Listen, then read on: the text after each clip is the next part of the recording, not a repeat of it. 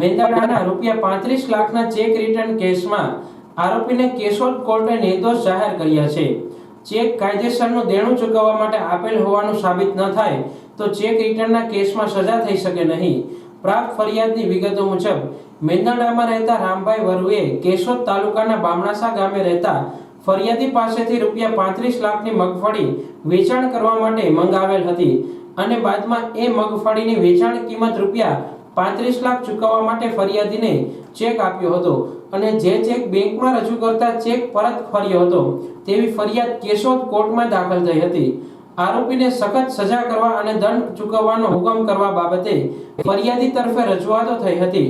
આ મુજબનો કેસ કેશોદ કોર્ટમાં ચાલી જતા આરોપી તરફે વકીલ સુરેશ પરમાર રોકાયેલા હતા।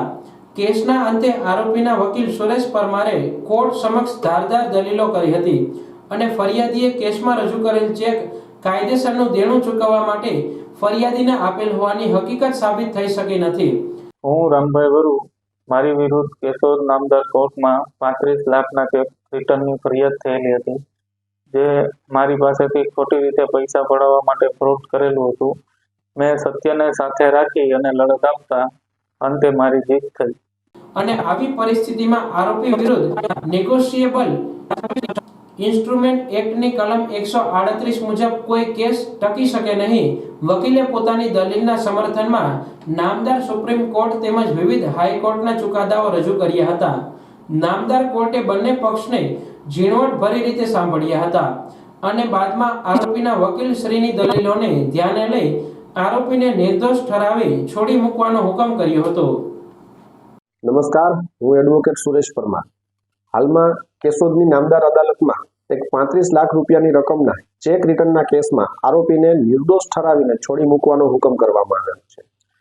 હાલના કેસની વિગતો જોઈએ તો મેંદરડા મુકામે રહેતા શ્રી રામભાઈ વરુ વિરુદ્ધ કેશોદ તાલુકાના એક વતની ફરિયાદી બનીને કોર્ટ રૂબરૂ એવી ફરિયાદ દાખલ કરેલી હતી કે રામભાઈએ એમને એક 35 લાખ રૂપિયાનો મગફળીના વેપાર સંબંધી દેણા પેટે એક ચેક આપેલો હતો અને એ ચેક બેંકમાંથી રિટર્ન થયો અને બાદમાં ફરિયાદીએ કોર્ટમાં જઈને ફરિયાદ દાખલ કરેલી અને રામભાઈને કડક સજા કરવા અને કઠોર દંડ કરવાની રજૂઆતો કરવામાં આવેલી હતી।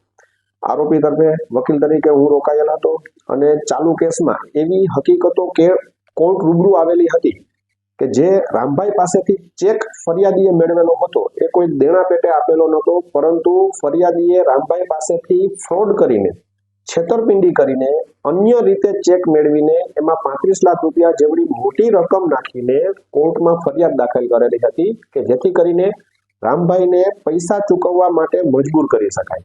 પણ રામભાઈએ સત્યને સાથે રાખીને લડાઈ કરી અને છેલ્લે જે કોર્ટમાં બંને પક્ષોની દલીલો થઈ, બંને પક્ષોના જે પુરાવાઓ રજૂ થયા, એમાં એવી હકીકતો ખુલવા પામેલી હતી કે ફરિયાદીને જે ચેક કોર્ટમાં દાખલ કરેલો હતો એ ચેક રામભાઈ પાસેથી એમણે કાયદેસરના દેણાની ચૂકવણા માટે આવેલ હોવાની હકીકતો સાબિત થઈ શકેલ ન હતી। કોર્ટે એ હકીકતને ધ્યાને રાખીને રામભાઈને નિર્દોષ ઠરાવવાનો હુકમ કરવામાં આવેલો હતો।